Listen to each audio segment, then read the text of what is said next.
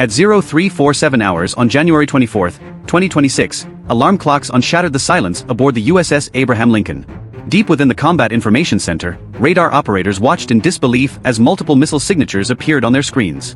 Iran had just launched what they believed would be a devastating strike against America's most powerful warship. What the Iranians didn't know is that they had just made the worst mistake of their military history. They targeted the wrong carrier. This is the story of how Iran's entire missile strategy was exposed, humiliated, and neutralized in less than 4 minutes. To understand why this happened, you need to know what's been brewing in the Persian Gulf for months. When the USS Abraham Lincoln arrived in the region in September 2025, it wasn't a routine deployment.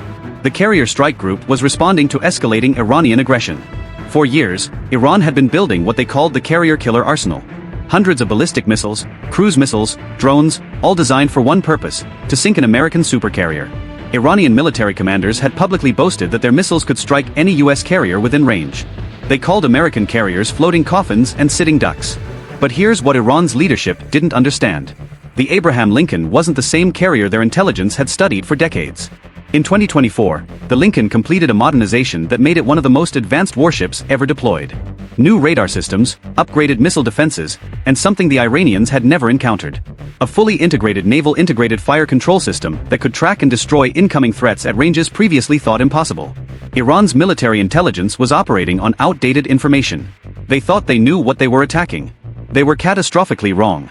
The Iranian Revolutionary Guard Corps had been waiting for this moment. For months, they had tracked the Lincoln's movements. They had positioned their missile batteries along the Strait of Hormuz. They had practiced this exact scenario hundreds of times. Their plan was sophisticated, at least by Iranian standards. First, they would launch a wave of decoy drones to overwhelm the carrier's radar. Then in the chaos, they would fire their most advanced ballistic missiles, the Fate 110 and the newer decisive missiles capable of reaching speeds of Mach 4. The Iranians believed they had cracked the code. They calculated that even American defenses couldn't stop this many incoming threats simultaneously. But there was a fatal flaw in their thinking. The USS Abraham Lincoln wasn't alone. It was the centerpiece of Carrier Strike Group 3, which included the guided missile cruiser USS Mobile Bay, equipped with 122 vertical launch cells loaded with SM-2 and SM-6 missiles, the most advanced ship-based anti-ballistic missile system in the world. The destroyers USS Fitzgerald and USS Sampson, each carrying 96 additional launch cells. And lurking somewhere beneath the Gulf surface, 2 Virginia-class attack submarines capable of tracking and neutralizing any threat before it even launched. The Iranians thought they were attacking a carrier. They were attacking a floating fortress surrounded by the most sophisticated defensive network ever assembled. At 0343 hours, Iranian forces began their assault. Radar stations aboard the Lincoln detected the first wave. 23 Shahid 136 drones launched from positions along the Iranian coast. In the Combat Information Center, the tactical action officer made a call that would prove decisive. Engage with secondaries, save the standards for the ballistic threats. The Lincoln CWS failing systems, those white dome-shaped guns you see on Navy ships, spun up to 45,000 rounds per minute. The destroyer's 5-inch guns began coordinated fire. Within 90 seconds, every drone was destroyed. But this was just the opening act. At 0345, the main event began. Iranian ballistic missile batteries in the Zagros Mountains lit off.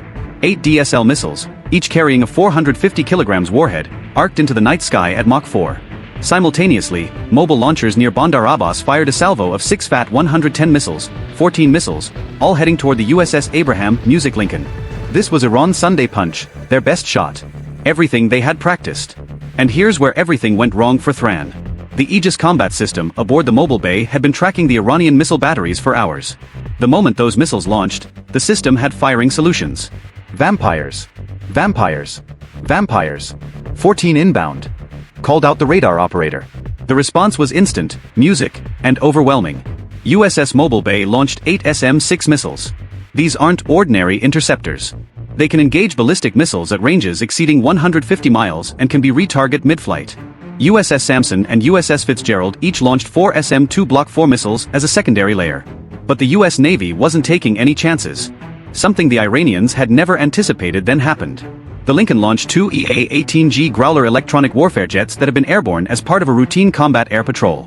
These aircraft carry the most sophisticated jamming equipment in the world. As Iranian missiles screamed toward their target, their guidance systems suddenly went haywire. GPS signals jammed. Terminal radar seekers blinded by electronic noise. Of the 14 missiles Iran launched, 8 were destroyed in the boost phase by SM-6 interceptors before they even reached maximum altitude. for lost guidance and tumbled into the Gulf. 2 were engaged by SM-2 missiles in the terminal phase. Not a single Iranian missile came within 30 m of the USS Abraham Lincoln. Total engagement time 3 minutes 47 seconds. The Iranians had spent years preparing for this attack. They had expended some of their most advanced weapons and they accomplished absolutely nothing. Within hours, the entire world knew what had happened. US Central Command released a statement confirming the engagement. They didn't gloat. They didn't need to. The results spoke for themselves. Inside Iran, the Revolutionary Guard scrambled to control the narrative.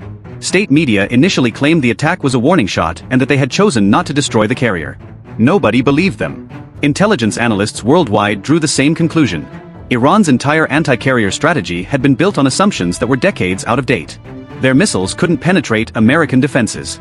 Their targeting data was wrong. Their electronic warfare capabilities were non-existent compared to US systems. But the real blow came next.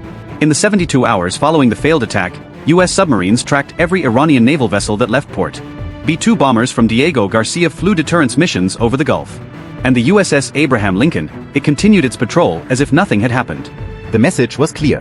You took your best shot. You missed. And now you know exactly how outclassed you are. Iran learned 3 lessons that night. First, American carrier defenses are even more capable than previously believed. The SM-6 missile's ability to engage ballistic threats during the boost phase changes everything about missile warfare. Second, electronic warfare has become music, a decisive factor. The E-18G Growlers didn't just assist. They neutralized an entire missile salvo without firing a single weapon. Third, and most importantly, attacking a US carrier strike group is not just difficult, it's suicide. The Iranians thought they had a carrier killer arsenal. What they really had was an expensive way to prove American naval superiority. They launched missiles at the wrong carrier and discovered that in 2026 there is no right carrier to attack. If you want to see more videos about American naval dominance, make sure you subscribe and hit that notification bell. And if you think Iran's allies learned anything from this disaster, wait until you see what happened when the Houthis tried the same thing. That video is on your screen right now.